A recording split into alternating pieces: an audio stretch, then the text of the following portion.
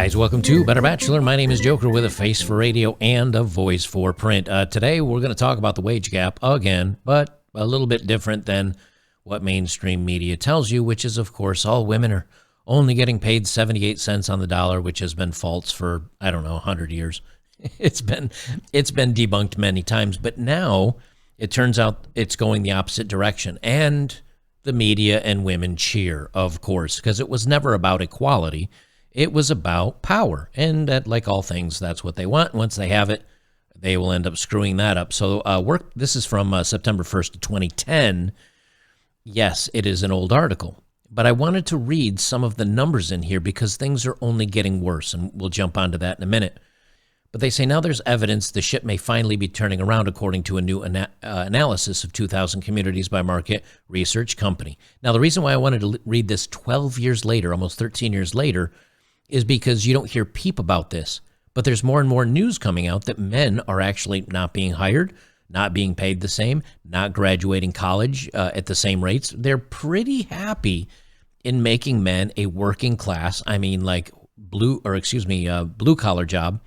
They want the men to be the guys that are wrenching and fixing things while they all enjoy their lattes and in their air-conditioned rooms, sitting in front of an HR department computer.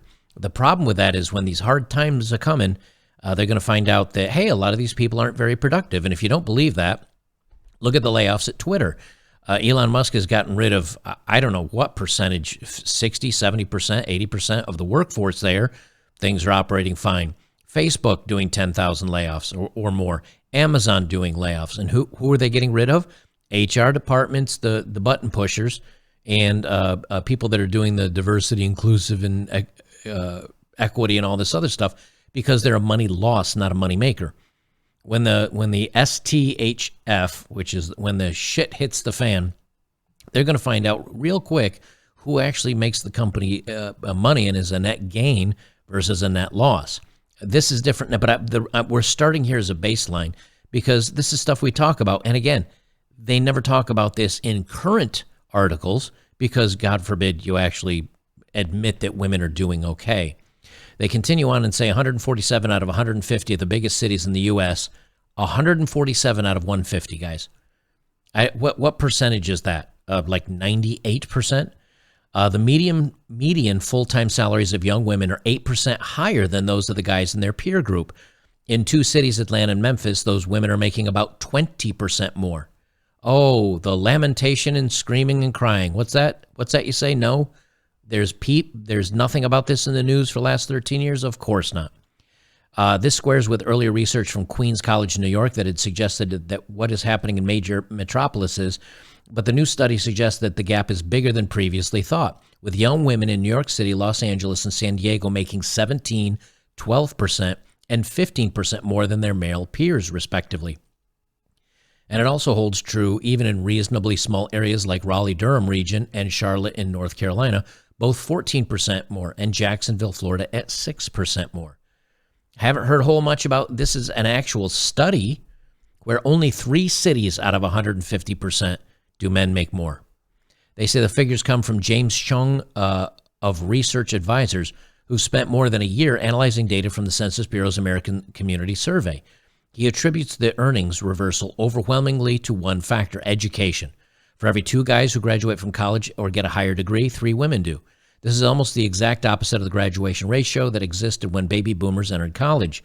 Studies have consistently shown that college degrees pay off higher in wages over a lifetime, even in many cases for entry-level positions. These women haven't just caught up with the guys, says Chung.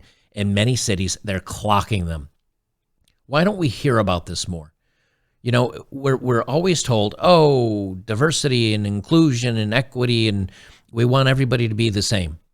But now they say, but we're not going to hire white guys anymore. And then they say, women are making more, but that's okay. They're still making less somehow. And they actually go on to say in this article that once women have children, that they make less. Well, no kidding. A lot of them decide to leave the workforce and become mothers. But when you're talking about just peers, which is single men, single women, all under the age of 30, women are overwhelmingly beating down men. We don't hear these stories because, again, it's never been about true equality. It's that those in power want to have more power. And when you've given women so much power, they're going to claim that they're the victims while they continue to rack up wins. This is just how it goes. I got a couple of more articles here that I want to read from, because again, this is a little bit older article, but this is from just a couple of years ago. Google found it paid men less for women of the same job. This is floated around. I've done a video on this. They say, it turns out male identified level 4 software engineers receive less money than women in the same role. Now, yes, they said they're doing an internal investigation, but do you think that actually changed anything? What about this? This is productivity and real income in 1964 through 2008. And this is probably the most important thing I'll talk about today. What changed back in the 1970s, or right around the time that this split happened? We left the gold standard, the oil, we had an oil crisis, and women overwhelmingly entered the workforce. And what's happened now is you have twice as many workers to choose from, so you don't have to offer them as much money to find somebody to fill the role.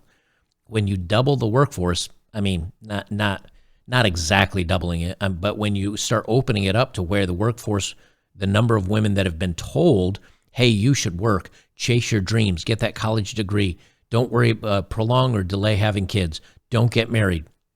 Men are worthless anyway. Go out there and earn yourself your own scratch. Well, what happens? The media pushes it, right? Because, I mean, the media is owned by, 6 or 7? Most of the media is owned by 6 or 7 companies. Well, that's a lot more employees entering the market they don't have to pay any more money to. And so the median household income really hasn't gone up much, because also, if you stop getting married, what happens? Women live alone, men live alone. What's that do to housing prices? What's that do to rental prices? They all skyrocket. Why? Because you don't have that eventual pairing up of people and living in under one roof. So now everybody's got to live individually or find a roommate or 7 cats or whatever it is they're doing. Real hourly wages didn't go up. Median household income doesn't go up because there's no households anymore. It just continues to get worse. And this graph actually stops in the year of 2010, I think. It's gotten, 2008 it says. It's gotten even worse. And again, it used to be kind of undercover, like under the whispers. Well, we're going to look for minorities, or we're going to look for women. And you know what? That's fine if I think you should look at everybody equally. But you've got to look for those that are equally qualified. When 70% of your population is Caucasian, and on top of that, 50% of that is white males, you're looking at about 35% of the population that now they openly state they're not even going to hire you anymore. The NFL creates a new anybody but white males hiring policy. And again, this is from March of 2022, about 6 months ago. But what they've said, and I read another article, I couldn't find it for the video, where they basically came out and said, hey, you know what? If you hire a white person, you have to explain why you didn't fill the role with a minority first. They're coming down on guys. They're coming down on white guys. And the reason why I bring this up I'd do the same thing if they were coming down on black guys, or if they were coming down on black women or white women, whoever. When you start making these disparities and start judging people on their external qualities instead of internal qualities, you're going to lose quality of person. What happens when you lose quality of people? Productivity goes down. The companies do not do as well. Stock prices go down. Companies start failing. People start quiet quitting like they're doing now, and they look for other alternative jobs. And when you get into these tough times a-coming, many women are going to say, hey, something, I'm married. I'm just going to stay at home with the kids. We don't have to get a babysitter. We don't need the second car anymore. I'll rely on my husband. And what happens if these women are single? What they're doing quite often is, especially during the hard times, they start looking for men to be with. Here's the other article I have. Women more than men adjust their careers for family life. So what happens when she hits 30, 35, 40? She has the kid. She either relies on Big Daddy government, or she relies on the man to pay child support if she's single. And if she's not single, she decides, hey, you know what? We'll downsize a little bit. I'll stay at home with the kids. I'll stop working. Family is important to these women. So if you're hiring more women and they're taking more roles and they're getting into the upper echelons of a company, odds are by the time they get into their 30s or 40s, they quit. A very large number of them actually scale way back on their time, and they end up quitting. So what does this mean for men? I don't exactly know, but I can tell you this much. Men are graduating less rates. Men are getting paid less. If you happen to be either white or straight or whatever else that doesn't fit into the victim ladder today at the top of the rung, you're being held back. This will destroy a society. This will tear it down.